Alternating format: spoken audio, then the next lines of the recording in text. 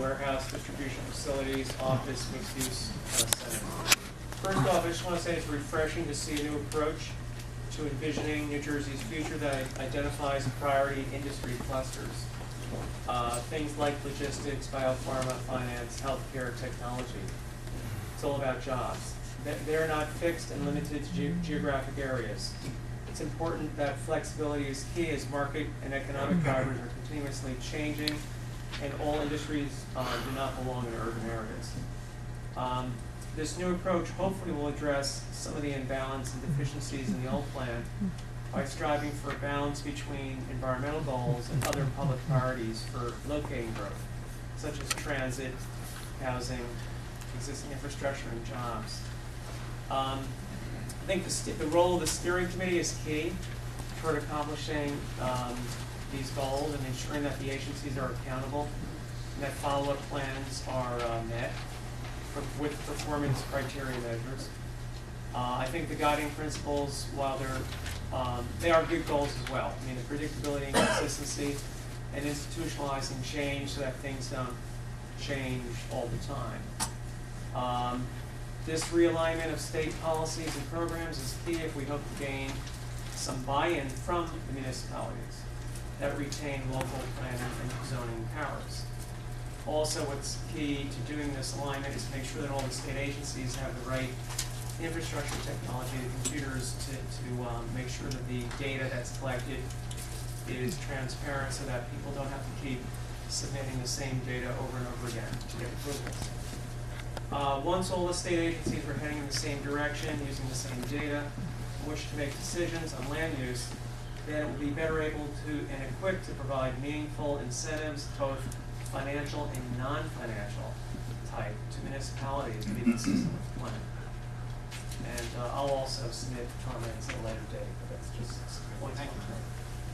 Marilyn, up here. No, Jerry. My husband's been a small business owner in the state for a little over 20 years, and I feel basically lowering taxes that are federal than state, because they're bigger, is pretty much the best way to keep business afloat. But, that being said, let me just go on to, from your plan, garden state value item number 6, advanced equity. And these are some comments about that item on your plan. Consider the equity of property owners during planning and implementation. Improve access to opportunity, housing, jobs, and schools for all New Jersey residents. Again, improve access to opportunity, housing, jobs, and schools for all New Jersey residents. Advancing equity of opportunity, housing, jobs, education for all New Jersey residents. What does this mean? What's the practical application of it? What regulations might be written to build on this? All of these questions are unanswered in the plan. We do know, however, that this is a term, this all embodies Agenda 21, social engineering. I mean, just read back what I said.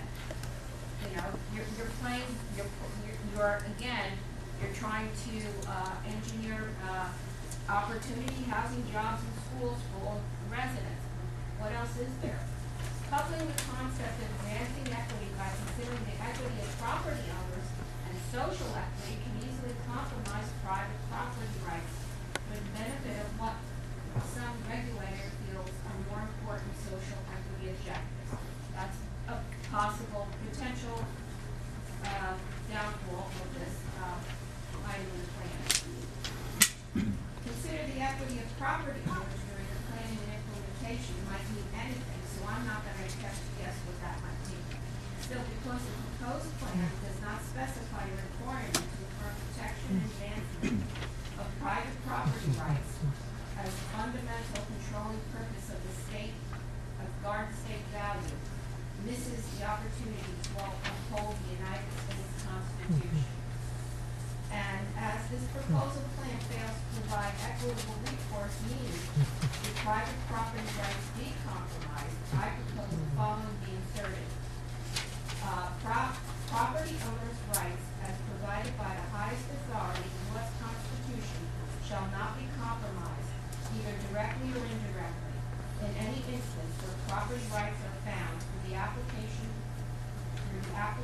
court of law to be compromised or potentially compromised at any time. The prevailing landowner shall receive treble damages plus reasonable court costs and expense reimbursements from the infringing party. That's it. Thank you. I also have some information I would like to give you. This is on Agenda 21. It's a resolution that some people in Republican Party actually have made. Thank you very much. Thanks. John, Favros? Yeah. Thank you. I'd just like to say that I'm very glad that a practical plan is being developed.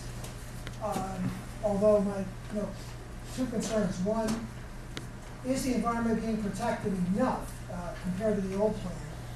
And number two, are agricultural lands going to be protected enough? I happen to be a member of one of the Granges in the county, and just very concerned that agriculture be encouraged and supported. And what I see the plan is largely an economic development plan, but I also think that it really should protect both the environment and agricultural lands. Thank you. Charles, Thanks. Good evening. Chuck Latini, the president of the American Planning Association, New Jersey chapter. First, let me say thanks for the opportunity to comment. APA recognizes that there's never been an easy solution to statewide planning efforts, having been part of it in the past. Despite some opponents or people thinking this plan is something it's not, others, unfortunately, however, remain grounded in apathy, waiting for the next administration to come in with the attitude that we should just continue on with business as usual. That this process doesn't really matter. I'm here to say that, on behalf of my executive board and my 1,100 members, that this attitude is not good enough for us, and that we believe that the type of leadership being committed here to make this a lasting change and not just another passing phase is law. Thank you for that.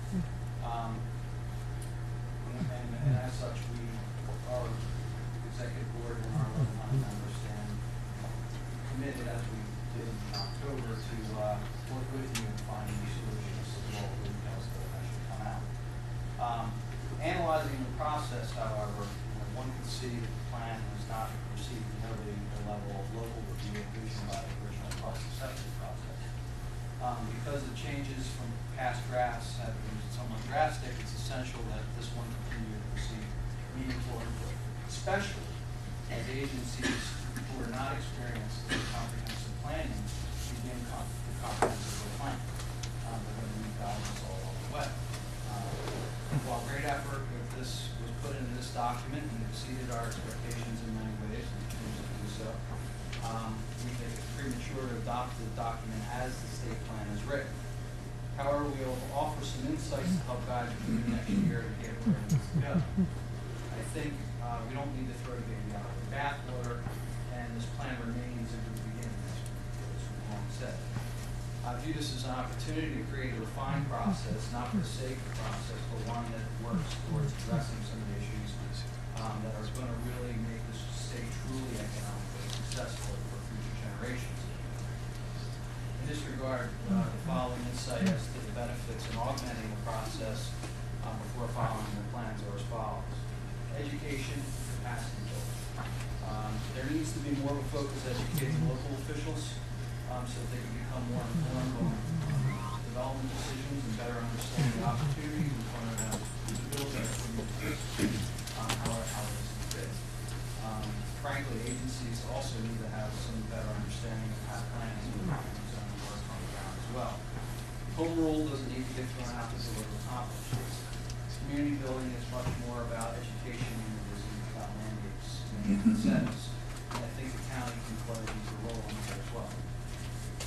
The growth area criteria, the plan uses a new system of priority growth and preservation areas, considering the tremendous impact that such designations could have if and when the state agencies are successful in aligning the resources to support these areas. It's essential that the public have an opportunity to provide more input to that. Plan but build. As you undertake this process, and specifically one we're envisioning, hopefully being able to tailor towards pilot projects in areas where we can all agree on that can easily serve as models, case studies, if you will, could begin to be implemented today. For example, the hundreds of acres of waterfront parking lots that are state in our state capital, or even the waterfront out here in Newark. To do this, reconvene the state interagency team to work with the communities, and ensure that the Department of Education is part of it, because we need solutions to urban education as well.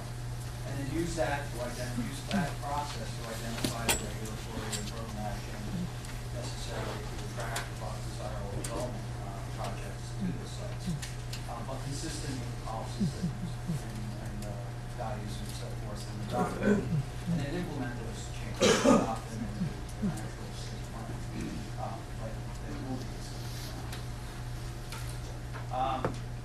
Property taxes. I know this is a loaded, one that it's tough, but until New Jersey figures out how to reduce its reliance on them, local development decisions will continue to be driven by short-term financial interests and will keep spinning our wheels. Negative impact is profound. We live in a state where attracting rivals is more important than community building. We have to turn that dial. We need to work to end the regular chase now. Last but not least, however, is affordable housing. In '85, the State Planning Act was clearly intended by the legislature to provide a planning framework to facilitate implementation of the Fair Housing Act. The current strategic plan is silent on the constitutional issue, and we need to re-engage housing in a meaningful way because it was apparent that the cost of housing drives economic competitiveness. I will finish up right here. In the simplest form, planning in the state plan, we really work to leverage resources. We're here to support you and figure out the issues and advance the step forward. Thanks. Jeff Tittle. Thank you. Jeff Tittle, Director of Engineering Services. Just wanted to touch base on a couple of things plan that I have concerns about. I think the biggest area is the lack of actually having criteria or capacity analysis, so that when you designate growth areas, you actually know they can grow, or what's the type of investment and the cost of the taxpayers for that investment. Many places where people may want to see growth don't have the capacity because, City of Newark sold away most of the water supply to get money for meeting their budget needs. So they may not even have the water supply they need, but if you want to encourage growth here, you have to make that analysis. There are places in rural areas down the shore where it'd be wonderful for growth, in places, even some of the small towns, or places like Red Bank, but they may not have the sewer water capacity because of what's happening in the rest of Monmouth County. And so I think the first and foremost before you do any plan is you have to have an overall understanding of what your natural resources are, what your capacity is both built and unbuilt, so you know where to prioritize those resources. And that's the problem I see in this plan, that there's no priority. That when you go through it, there's like the Jersey joke. You can make any exit off of a state highway or interstate potential growth area. Well, that could be everywhere in the state, which means nowhere. We've got the Alice's restaurants where it falls, half a mile from a railroad track. Again, I think you have to be a lot more strategic if this is going to be a strategic plan, so that growth, meaning growth from public investment. The private market can still grow where they want to, and the towns can still go out and put a sewer line in or whatever. It's not going to stop that. But where you want to see those priority investments, those strategic investments for the state, you got to figure out if you got the capacity and if that investment's going to work. And my concern is that by making it so vague, that it becomes more subject to politics and pay to play, and less about where are the best places to grow. Should we be spending $450 million subsidizing Vantage, versus building a biotech center somewhere that would be a lot better for the people in New Jersey when it comes to jobs. And so when I look at this plan, I think that's the biggest part of it. The other part is that public investment and public permitting shouldn't be used to foster growth into areas that undo other key investments. You wouldn't want to be running a sewer line up into parts of the highlands above a reservoir, polluting the water supply that you need for your major industries. You also need to make sure that as you develop this plan, that there's a lot more public process and public transparency. The old state plan, actually, there were 21 cross-acceptance meetings. And I think there should be more public output, public input, more meetings.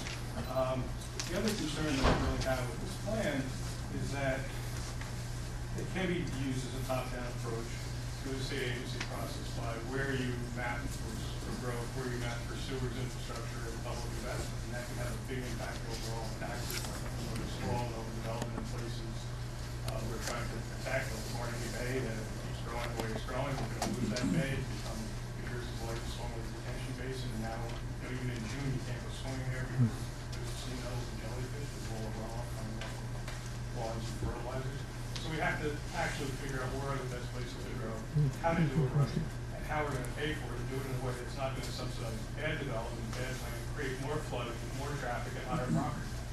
Because that is really what a state plan should be about, moving New Jersey forward in the right way. And unfortunately, I think this plan, in its current form, really moves the state forward in the wrong way. There's too much detail that's left out and too many things that need to be filled in. And actually, I think given how vague it is and how some of the political connections can get a growth area very easily, I'm more concerned that this plan isn't about this. Agenda 21, but it's more about century 21. Thank you. Tom Harrington? I asked my first part of the question. I'm from Sussex, New Jersey. I asked my first part of the question, and I think the answer is there. But I didn't get an answer to it. So, since there have been 53,744 households that have left New Jersey, that's what they would state to these households are tax deferred. It appears that this plan will drive additional people out of the city. They've already lost one from the rest of the city. What about the quality of life that we now enjoy? Being packed in so-called vibrant corridors with parks, cultural centers, trains, and other benefits, similar to the Perth Amboy redevelopment project that was just halted and unfinished. Is this what the citizens of New Jersey have to look forward to? Thank you. Myra Becker? She just stepped out. Go to Dana Sokolitsky? It's Donna. Donna? Yeah. Donna Sokolitsky, and I wasn't planning on speaking, and I'm not as politically astute as some people want to hear, but I read the plan, and quite frankly, it's gave me chills. And for something that's supposed to be institutionalized and go through down the road to different political parties, governors, whatever, I agree with the gentleman back here that said there should be more meetings, and he was never responded to when he asked about it. To push something through that's this vital to our state, we have a lot of problems here, I agree. And just these few public meetings is, to me, ludicrous.